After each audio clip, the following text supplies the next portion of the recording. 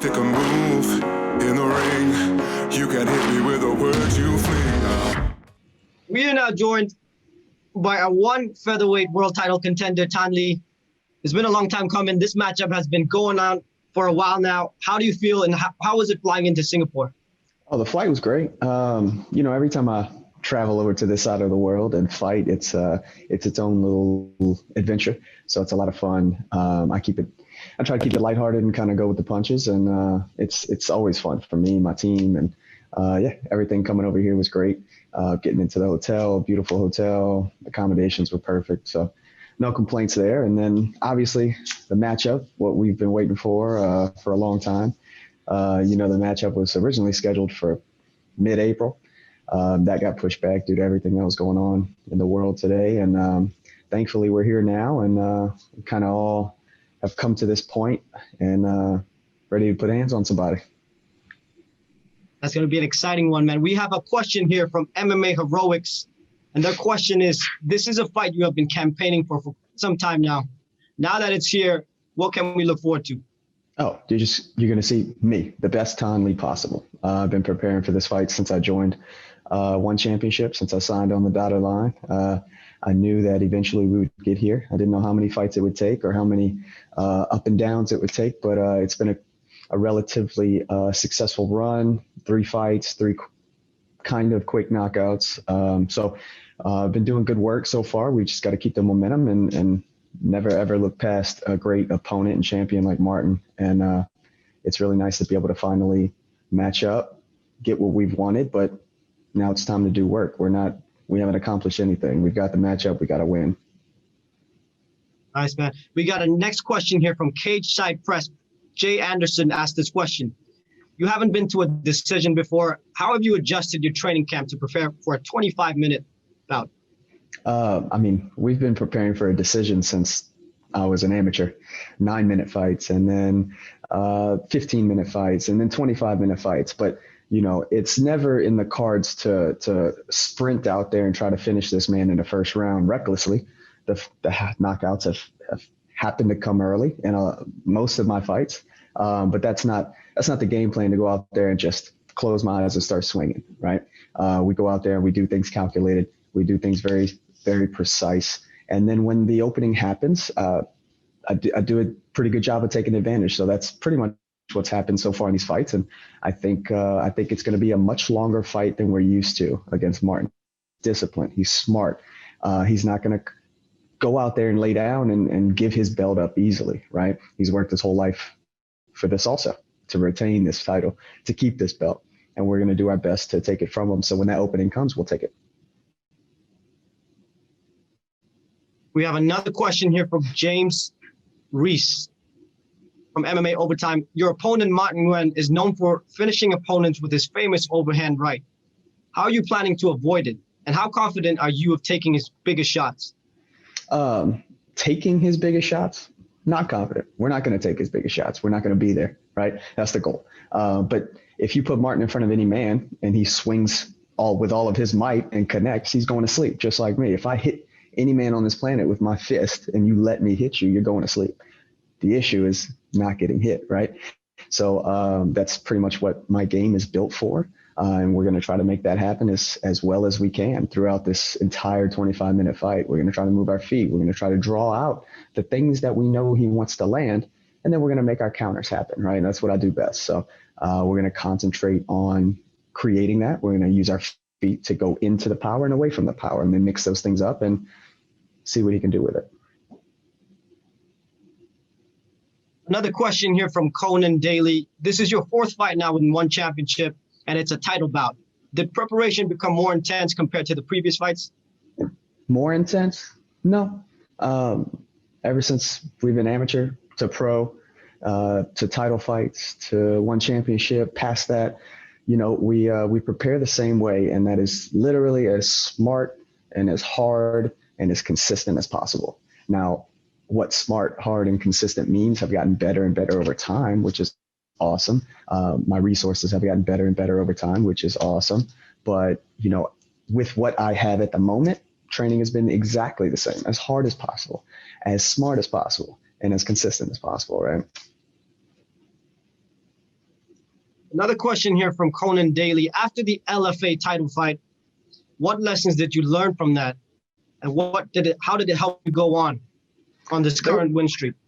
There were a few lessons that I took away from that, but really a big one is being happy here and here with life, training, environment, training partners, things like that, coaches. It's been awesome. Not that nothing changed from the outside. If you look at my coaches, training partners, environment, all that's been the same throughout the entire fight on. But it's been awesome changing the way I approach things, the way I'm a little more laid back and roll with the punches and able to really take things in stride and not put too much emphasis on this is a title fight. If I win, what happens? If I lose, what happens? Those things don't matter. What matters is there's two guys in the cage. They're going to punch each other in the face, and we're going to do our best to fight the best that day. Enjoying the process, enjoying the journey. 100%. We got another question here from Michael Clifton of Low Kick MMA. This fight has been a long time coming. What was it like for you to finally arrive in Singapore ahead of your clash? Were you worried about that this fight wasn't going to take place in 2020? There's always a concern. We start getting later in the year and we're like, man, I'm ready to fight. And you get a little antsy because that's what I do. We schedule fights, prepare to fight, and we go out there and put hands on people. And it's a little uneasy when you sit at home and you have nothing else to do and all you're doing is thinking about getting a matchup, flying out there, doing the process, right? But it's really cool to be able to finally be here, land, feel like, man, it's awesome. This is happening. Good. This is what we've worked our entire life for, right? And you step foot in the hotel, you step foot in Singapore, and you're like, man, I'm so grateful and thankful and happy to be able to do this for a living, to be able to put a show on for the fans and go out there and do what I love. Feel it, man. You look like you love your job. We got another question here from Jude of Overtime Heroics. This will be your fourth fight now in one championship. Do you see yourself finishing your career with the promotion? Who knows? I do. I see that, but who knows what comes, right? I've laid out some plans throughout my career that have played out well and haven't played out in my favor. So again, we go back to being able to roll with the punches, being able to take things in stride. But, I feel like with the energy that we give and the energy that we keep within ourselves and our family and our friends and our circles, that good things come if we continue to prepare and do things the right way, without end goals in sight, without only money or belts on our mind, and I think things play out really well that way. So we'll see what happens. And, but yeah, I'm so happy with one and the way I'm treated, the way fighters are treated, the way the promotion handles everything. It's, I couldn't be happier, I'll tell you that. Completely agree with you, man. We have another question here now from Conan Daly. You and Martin are both Vietnamese. Can you tell us more about your Vietnamese background and what do you think of Martin Nguyen as a fighter? Okay, so, my dad's Vietnamese. My mom's from the middle of nowhere, Kentucky. It's an awesome little matchup there that has brought my brother and I into the world. But it's really cool to be able to obviously have a dad/coach and really a mentor and an idol and, all those words, right? He's your hero. Your dad is. And I feel like he approached, martial arts, life, relationships, working, coaching my brother and I all the right way. Couldn't have had a better example, as parents. But it's really cool to have my dad obviously come from this side of the world and bring that honor code, moral system, whatever you call it, into our lives and bring us up with that type of background and tradition and really instill that in us in our everyday life, in our martial arts life. And I think he did the dad coach thing as best as you could do it. I have a son and I have a daughter on the way. Congratulations, man. Thank you. Super happy. But, I want to do it exactly like he did. He did it the right way. He did it the perfect way. Wasn't too pushy, wasn't too laid back, right? And drove us enough to be superior and really build skills, but wasn't so overbearing that I hate martial arts now. I love it with every fiber in my body, and that's hard balance to do, right? So I think that part is cool. And then as far as Martin, he asked about Martin. Awesome fighter. He's a champion for a reason, right? Very skilled, very patient, very experienced, and he's got a great corner behind him. So all those things make him who he is as a fighter. And, you know, we're trying to understand that. We're trying to figure him out as a fighter and a man to see what we're going to get out of him in the cage. Those guys are smart. They're going to mix it up. They're going to change game plans up. They're going to adjust mid-fight. I think our adjustments are going to be better. I think our adjustments are going to be smarter. And I think I'm going to be more opportunistic. And I think that's what's going to get us the W. Man, that's really going to be an incredible matchup. We got another question here from Overtime Heroics MMA. You have been a featherweight for much of your career, and you are a big, big boy. Does moving up to lightweight in your sights, is that one of your goals? You know, I say this in every interview. I'll never, ever look past any opponent that's in front of me, right? But you've got to make short-term and long-term goals in this sport, and that's one of my long-term goals, of course, is to be able to move up to lightweight. Christian's a great champion. He's fighting on the card, obviously. It's going to be really cool to see him fight. But, yeah, that is definitely on the horizon.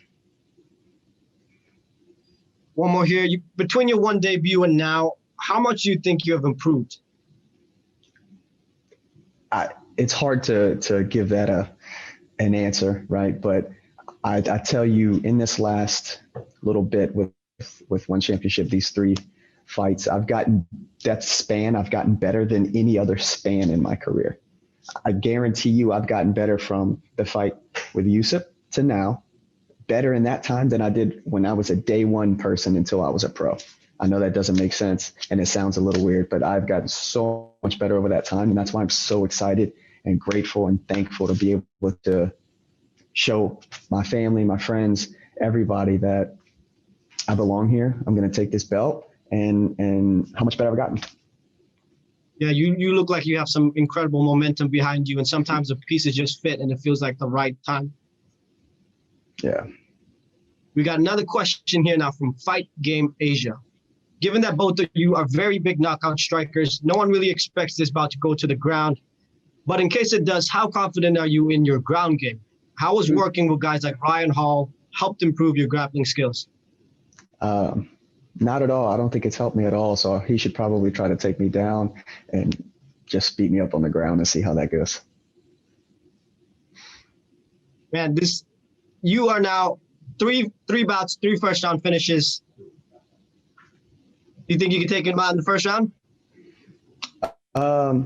If the opportunity arises, I'll do my best to take advantage. But like I said earlier in one of the previous questions, I think Martin's too disciplined, too controlled, too calculated, and patient to get finished in the first round. But who knows? We'll expect anything. If he comes out, rushes me, brings on an crazy amount of pressure, then if I touch him, he's going to go to sleep. Yeah.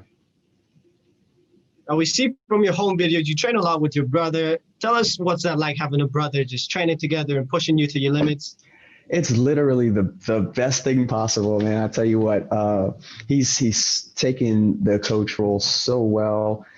It's awesome to be able to, like, obviously as a child, as he was coming up and practicing Taekwondo and us traveling and doing tournaments, being able to coach him and know him as a fighter and a person, obviously, and coach him a certain way and see what he needs to be a better fighter and a better practitioner. And then now the roles are reversed and he's doing the same thing with me. You approach different fighters different ways, and the best way to know how to approach a fighter is to know that person the best. And how closer can you be than the Libros, So it's not possible. So I make a joke all the time that we're pretty much twins.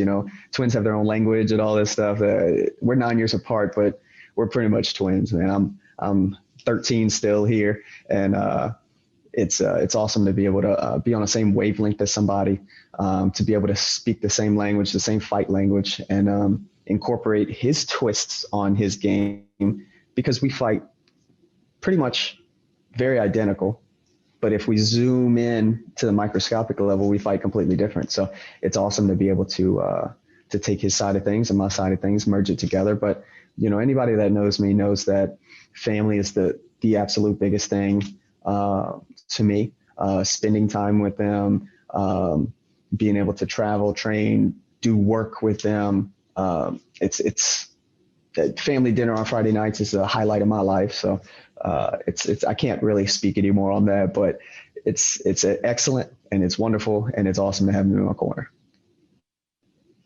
We got 2 more questions for you.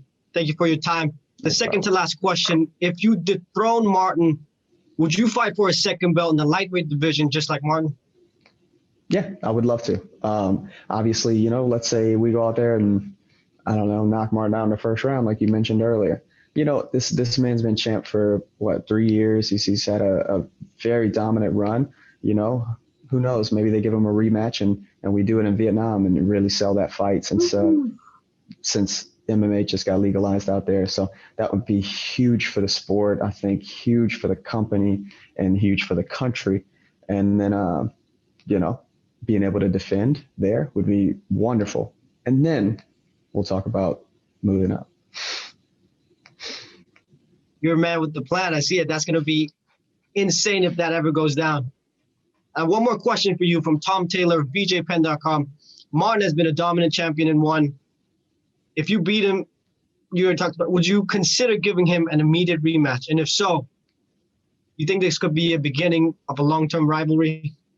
I don't know. We'll see how that plays out, right? Like I like Martin as a person for what I've seen. I like him as a fighter. He trains with a great team. You know, after we hash all this out, whether we have this rivalry that lasts years or we go out there and I'll finish him or he finishes me or whatever the case may be, man, later on down the road, I want to go over there and train with those guys. They're great people, great team, great fighters, a lot of knowledge over there to soak up. So, you know, I don't do this because I need to I don't do this and get angry for fights and push people at the weigh-ins and, you know, talk all this smack. That's just not my style. I'm a martial artist. I've been doing this my entire life. This is nothing new. Having another man trying to hit me until I'm unconscious is not new to me. I'm trying to do the same thing to him. It's all good, all respect there. But yeah, if this rivalry lasts 3-4 fights, then cool. If it doesn't, then no problem. We'll go get some training with those guys.